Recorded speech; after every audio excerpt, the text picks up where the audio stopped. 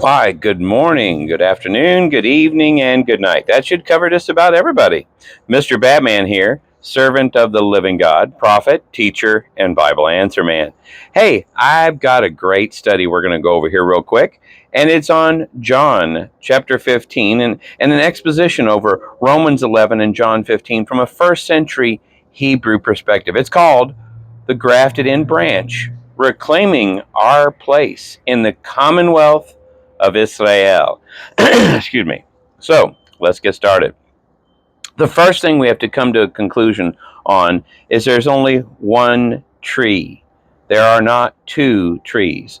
The Apostle Paul, he mastered the metaphor in Romans 11, and it is the olive tree. This tree represents the covenant commonwealth of Israel, God's covenant people throughout the history. It's a single continuous entity sustained by one root system. The grafted branches are the believers from the nations, the Gentiles. They become part of the tree, they become Israel. The roots, the patriarchs, and covenants of promise, that's what it's all founded on. And the natural branches are Israel, or the biological, or those people who have actually already come in to relationship with the olive tree, which is Israel. So again, it doesn't have to be biological. It can be, but it's not necessary. Excuse me. Exposing the great misunderstanding. The error, well, that's replacement theology. It's a false doctrine that teaches that God cut down the tree of Israel and planted a new one called the church. Do you know that word church comes from the Latin word circe, which means circus? I don't go to a circus. I go to a place where we worship the King. The truth, in addition, not replacement. You know, when you get grafted in, you get grafted into something that's already alive and growing. And now, because it's alive and growing, you grow with it. So, Scripture teaches that wild branches, believers from the nations, the Goyim, the Gentiles, are grafted in to the existing cultivated olive tree, the tree of Israel. We do not replace the tree, we become part of it. So, supported by an ancient root. If the root is holy, so are the branches. Romans 11:16. What's that root?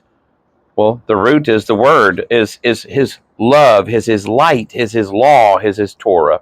The root represents the patriarchs, Abraham, Isaac, Jacob, and the covenants of promise given to Israel. Every single covenant, every single one of them is given only to Israel. This is the sole source of life, stability, and spiritual nourishment for the entire tree. The entire tree is the nation of Israel, those who are grafted in. You do not support the root, but the root supports you. Romans 11, verse 18. The graft, a miraculous union. This is from a farmer's perspective. This is how this works. Believers from the nations are described as wild olive shoots.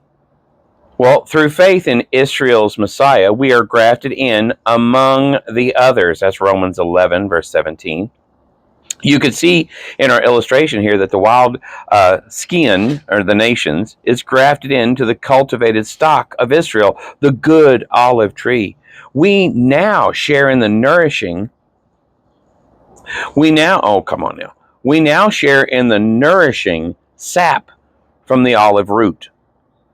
Crucially, the wild branch takes on the character of the cultivated tree, not the other way around. See, this is another thing I like to point out. We are to elevate ourselves to the level where God is. We're to bring ourselves up to His level. We're not to try and bring Him down to ours. Think about that. The true vine is Yeshua as Israel personified. In John 15, Yeshua declares, I am the true vine, and my Father is the vine dresser. In Hebrew scripture, the vine is a primary symbol for Israel. Psalms 80, Isaiah 5. Yeshua was not introducing a new symbol. He was claiming to be the fulfillment of the old one, the original one. He embodies the faithful remnant of Israel, the true stock. I would also go further and say the branch of Jesse, the Shamak. To be joined to him is to be joined to the true Israel. What does it mean to abide? a Hebraic view. Now, the Greek meno, to remain or abide, is very similar to the Hebrew parallel, yeshav. Is it yeshav or yeshuv? No, it's yeshav. Anyway, to sit, dwell, remain, or settle. Very similar. This is not a passive belief. In the Hebrew mindset, to dwell is dynamic. It means to make your home and live your life in a certain relationship.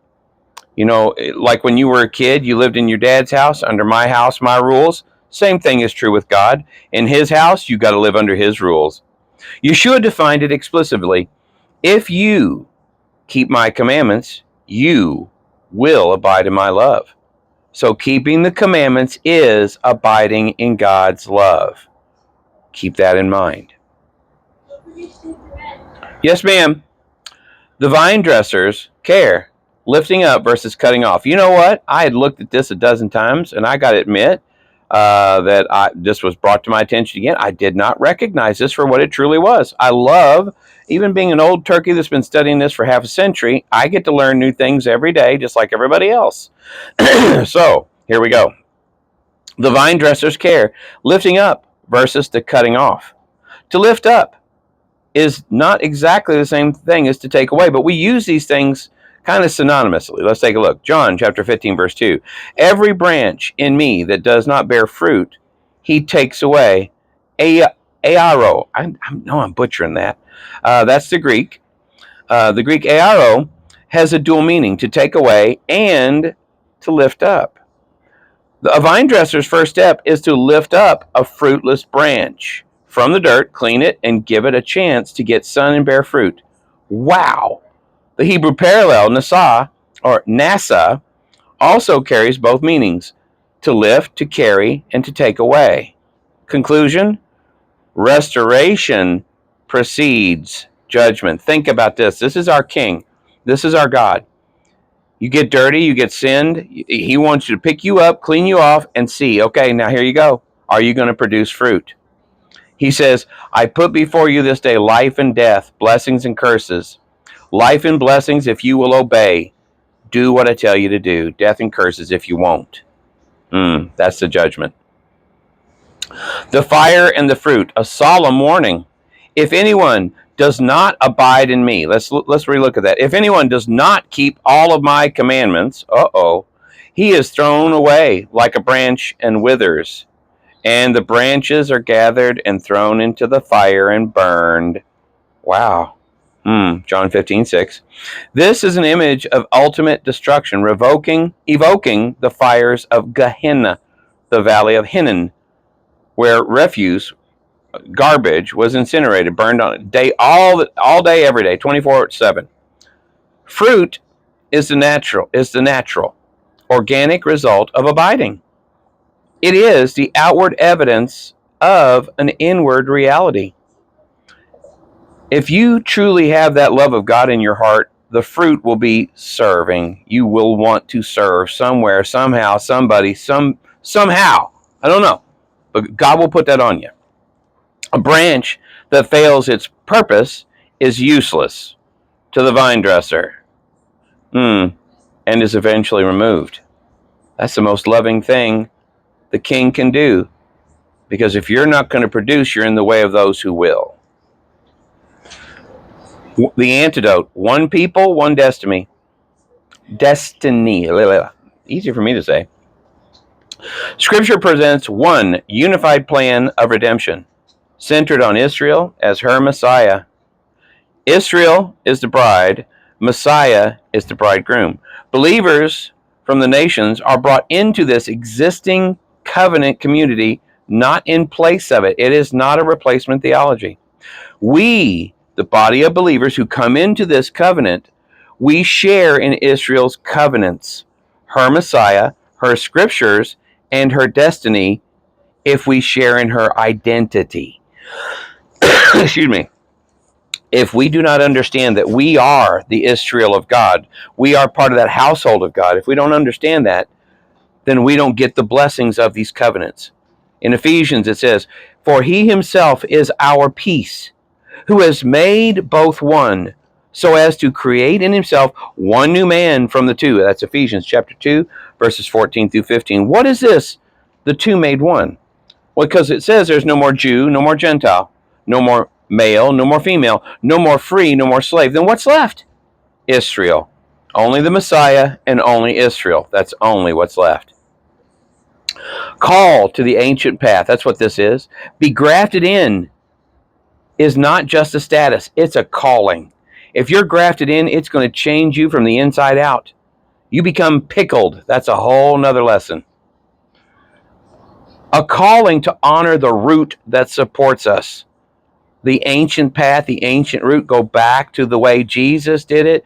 Not what would Jesus do, but what did Jesus do? Let's do it the way he did it. A calling to learn the ways of the tree, God's Torah, his root, his law, his love. Psalm 17. Your word is perfect. The testimony, the law of Yahweh, the Torah of Yahweh is perfect, reviving the soul. That's in Psalms chapter 19. Learn it, and it's perfect, and will revive your soul. And a calling to bear the fruit of the Spirit, which is expressed through covenantal love, ahava. Ahava, when you truly love, you're loving sacrificially. You love because God first loved you. You want to do what God calls you to do. Well, ladies and gentlemen, thank you for going through this BioLogos Academy presentation. If you would like to learn how to make these types of presentations on your own, please feel free to give me a holler. I'd be happy to show you how to do this with your own material. You don't have to copy me, but I can show you how to make your own material unique to you. God bless. Live long and prosper. Have a good day.